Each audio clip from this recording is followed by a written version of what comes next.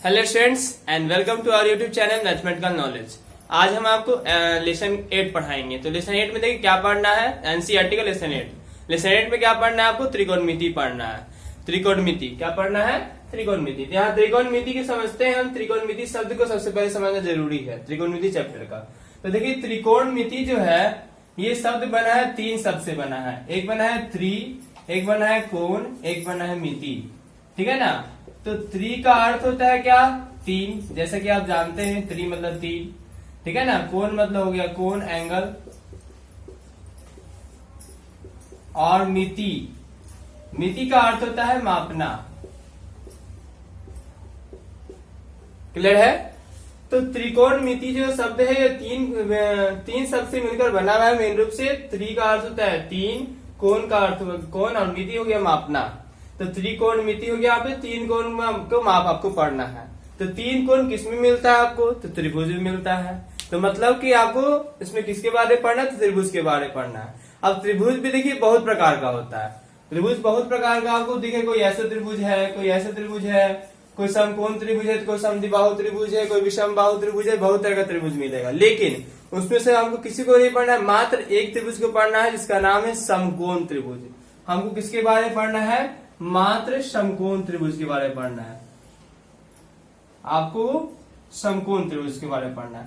तो अब बताइए समकोण त्रिभुज कहते किसको, उसको समझना बहुत जरूरी है। ठीक है ना। तो समकोण त्रिभुज किसको कहते हैं? वैसा त्रिभुज जिसका एक कोण समकोण हो। ठीक है ना। वैसा त्रिभुज जिसका एक कोण समकोण हो उसको हम समकोण त्रिभुज कहते हैं। क्या कहते हैं? समकोण त्रिभुज। समकोण त्रिभुज समकोण इसी को कहते हैं। 90 डिग्री को ही हम समकोण कहते हैं। समकोण किसको कहते हैं? 90 डिग्री को। तो इसलिए समकोण त्रिभुज से बनने वाला, समकोण से बनने वाला जो त्रिभुज बनेगा हमारा क्या बनेगा? समकोण त्रिभुज। क्योंकि आप जानते हैं कि ये कोण इसका क्या 90 डिग्री होगा, और ये जो कोण बच गया आपका, ये कोण और ये कोण, ये दोनों क्या होगा? तो न्यून कोण होगा। क्या होगा? न्यून कोण। ठीक है ना। न्यून कोण किसे कहते हैं? वैसा कोण जो 90 डिग्री से कम होता है उसको हम न्यून कोण कहते हैं। तो आप जैसा कि आप जानते हैं कि एक त्रिभुज में अंतः कोणों का योगफल 180 डिग्री होता है। टोटल योगफल कितना होता है? 180 डिग्री। मतलब मान के चलेगा इसका, अगर इसका नाम दे दे ए, एक बी और एक सी, तो angle A plus angle B और एंगल सी, मतलब कोण ए प्लस कोण बी प्लस कोण सी बराबर कितना आएगा? तो 180 डिग्री होगा। अब इसमें से एक कोण 90 डिग्री हो गया, समकोण जिसको कहते हैं हम हिंदी में। तब ये 90 हो गया तो ये दोनों तो मिला के ही नहीं 90 आएगा। मतलब कि ये दोनों क्या होगा? तो 90 से कम होगा। अब 90 से कम होगा तो मतलब ये दोनों क्या होगा? तो न्यून कोण होगा। क्लियर है। तो आपको क्या पढ़ना है? समकोण त्रिभुज के बारे में पढ़ना है। असमकोण त्रिभुज किसे कहते हैं? जिसका एक कोण 90 डिग्री होना चाहिए। कितना होना चाहिए? 90 डिग्री। क्लियर है। देखिए अब समकोण त्रिभुज को और हम विस्तार से पढ़ते हैं। समकोण त्रिभुज में यहां बना रहे, फिर से ध्यान से देखिएगा। समकोण त्रिभुज में जैसा कि हम आपको बताया एक कोण समकोण होता है, 90 डिग्री होता है। अब इसका नाम होगा कुछ ना कुछ। 90 डिग्री को समकोण कहते हैं जैसा कि आप जान रहे हैं। अब 90 डिग्री की जो सामने वाला भुजा दिख रहा है आपको, त्रिभुज में 3 भुजा होता है जैसे कि आप जानते हैं। तो 90 डिग्री के सामने वाला भुजा जो दिख रहा है इसको कहते हैं हम कर्ण। क्या कहते हैं? कर्ण। इसमें क्या होता है? तो हम एक जो कोण होगा, ये जो 90 डिग्री हो गया, जो न्यून कोण होगा, न्यून कोण में से किसी एक कोण को हम प्रधान मान लेते हैं। उसको हम क्या मान लेते हैं? थीटा कर देते हैं। उसको हम लिख देते हैं क्या? थीटा। कुछ ना कुछ तो नाम होना चाहिए ना। तो इसका हम नाम देते हैं थीटा। मानते मेरा ये कोण क्या है? तो थीटा है। अब ये थीटा है तो थीटा जो कोण होगा, एंगल होगा आपका, जो प्रधान एंगल है जिससे आपको क्वेश्चन को सॉल्व करना है, उस एंगल के सामने वाला भुजा, उस कोण के सामने वाला भुजा जो होगा उसको हम कहते हैं लंब। क्या कहते हैं? लंब। अब लंब भी कहते हैं, इसको सम्मुख भुजा भी कहते हैं।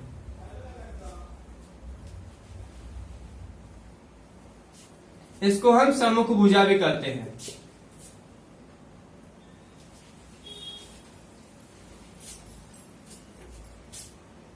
सम्मुख भुजा।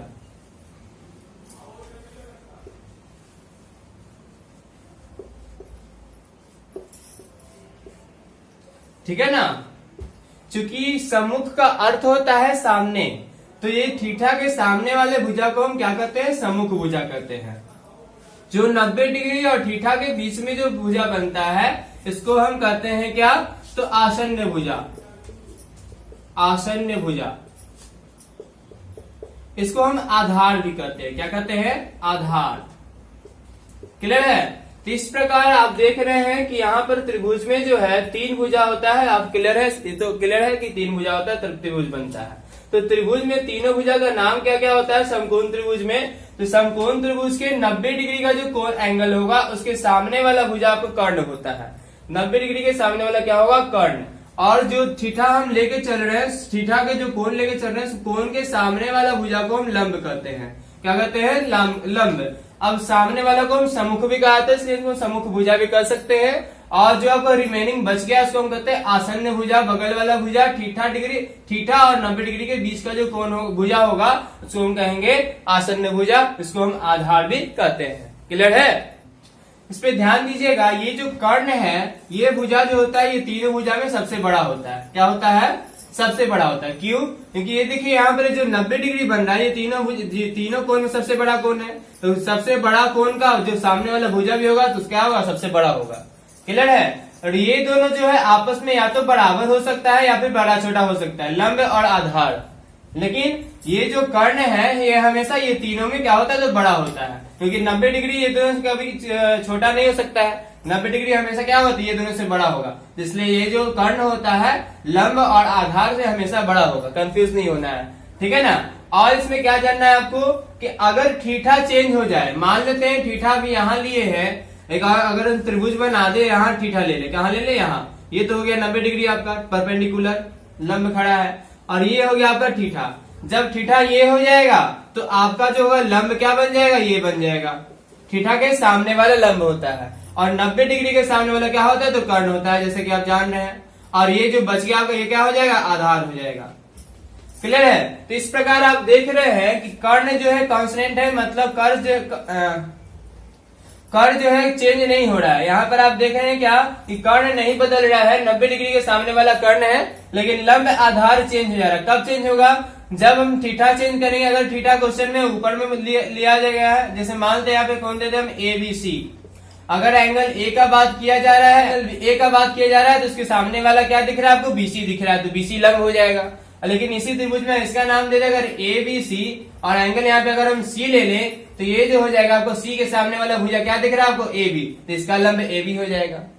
क्लियर है, समझ में आ रहा है। मतलब अगर थीटा चेंज होगा तो आपका लंब आधार भी क्या हो जाएगा, तो चेंज हो जाएगा। लेकिन कर्ण जो है आपका जो रहेगा वही रहेगा, क्योंकि 90 डिग्री तो चेंज नहीं ना हो रहा है, थीटा चेंज हो रहा है, इसलिए कर्ण चेंज नहीं होगा। लंब और आधार जो बदलते रहेगा, कभी लंब ये होगा तो आधार ये होगा, अगर कभी लंब ये होगा तो आधार ये होगा। क्लियर है। थीटा के अनुसार थीटा के सामने वाला लंब जो बच गया आधार, और जो 90 डिग्री के सामने है वो कर्ण होता है। कंफ्यूज नहीं होना है। अब आते हैं, चूंकि इसमें फॉर्मूला बहुत सारे हैं, स्टार्टिंग फॉर्मूला देखिए क्या बेसिक्स फॉर्मूला है। बेसिक्स फॉर्मूला आपको जो जैसे कि आपको बताए हम कि यहाँ पर आपको भुजाओं का जो अनुपात है भुजाओं का जो अनुपात है उसके बारे में पढ़ना है। चलिए आते हैं कौन कौन से फॉर्मूले हैं, ध्यान दीजिएगा।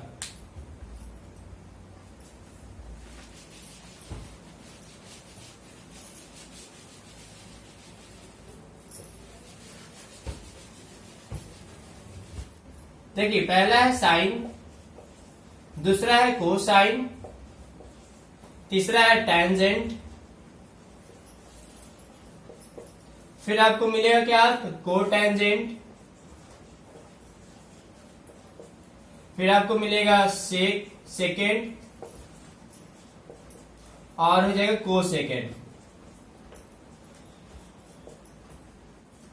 अब यहाँ पर ध्यान दीजिए, आपको जो है sine, cosine, tangent, cotangent, secant और कोसेकेंड। अब इसका आपको लिखने में थोड़ा सा प्रॉब्लम होगा, क्योंकि बार बार फॉर्मूला लगाएगा। अगर पूरा लिखिएगा तो आपको थोड़ा सा टाइम टेकिंग करेगा।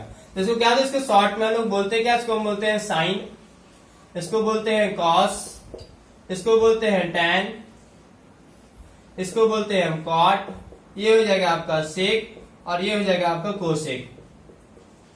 ठीक है ना। तो अब आपको इसका हम फार्मूला बता रहे हैं, जिसको याद करना बहुत इजी हो जाएगा। आपको ट्रिक बता रहे हैं, ध्यान दीजिएगा। यहाँ पर हम लिख रहे हैं सबसे पहले साइन, इसको याद, सबसे पहले आपको साइन सिर्फ नहीं ना होगा, साइन के लिए हम लिखेंगे साइन थीटा भी लिखना होगा। कि इस एंगल का आपको निकालना है साइन का वैल्यू, उस पर आपको थीटा मालूम होना चाहिए। तो साइन थीटा लिखेंगे, सब में हम थीटा ऐड कर लेंगे, ठीक है ना।